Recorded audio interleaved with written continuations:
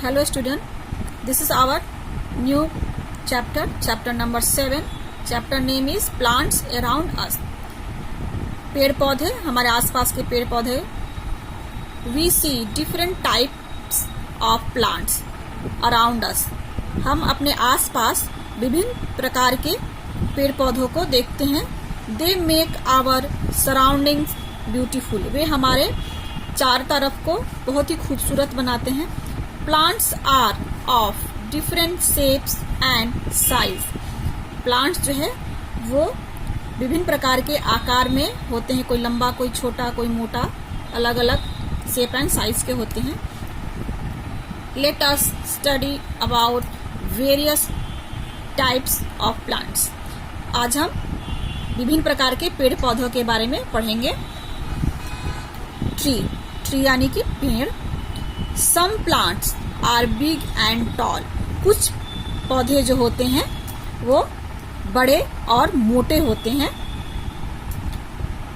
They are strong and stand straight. वे जो पौधे होते हैं वो बहुत मजबूत होते हैं और सीधे लंबे होते हैं. They have a hard and woody stem called trunk. उनका जो तना होता है वो बहुत मजबूत होता है, मोटा होता है, उसे हम ट्रंक बोलते हैं. They give us shade. वे हमें छाया देते हैं. They are called tree. उसे हम पेड़ बोलते हैं. Pine, banyan, mango, etc. are examples of trees. Mango tree, people tree, banyan tree, ये सब जो है वो ट्री में आता है. पौधे में उसको काउंट करते हैं. ये सब एग्जाम्पल है. जैसे कि आप इस पिक्चर में देखते हैं, ये मैंगो ट्री है, ये बेनियन ट्री है, ये पाइन ट्री है. ये सब हमें छाया देते हैं और इनकी जो तना होती है इसे हम अपने घर के फर्नीचर में यूज करते हैं. जैसे कि बेड बनाना, टेबल, चेयर, ये सब चीज इनके इस तने से ही बनता है. श्रब यानी कि झाड़ी, जो पौधे झाड़ीदार होते हैं उसे हम श्रब्स बोलते हैं. Some plants are small but they are strong. कुछ पौधे जो होते हैं वो छोटे होते हैं पर वो मजबूत होते हैं. उनका तना जो होता है वो मजबूत होता है, उडी होता है. और दे आर कॉल्ड श्रब्स. उसे हम श्रब्स बोलते हैं. श्रब का मतलब झाड़ीदार पौधा. Rose plants, cotton plant, etc. Are examples of shrubs. जैसे इस पिक्चर में देख रहे हैं, रोज प्लांट्स, कॉटन प्लांट्स. ये रोज प्लांट जो होता है वो बड़ा नहीं होता है, छोटा ही होता है और झाड़ीदार होता है. तो ये सब आते हैं हमारे श्रब्स में. श्रब्स यानी कि झाड़ीदार पौधा. हर्ब्स यानी कि सबसे छोटा पौधा. और हर्ब्स का मतलब होता है जिसे जड़ी बूटी के में यूज करते हैं, उसे हम हर्ब्स बोलते हैं. Some plants are smaller than shrubs. कुछ पौधे जो होते हैं वो श्रब से छोटे होते हैं, उसे हम हर्ब्स बोलते हैं. They are very small and weak plant. वे बहुत छोटे होते हैं और कमजोर पौधे होते हैं. They have soft stem. उनका जो तना होता है बहुत ही सॉफ्ट होता है, वो ऊडी नहीं होता है, बहुत सॉफ्ट होता है.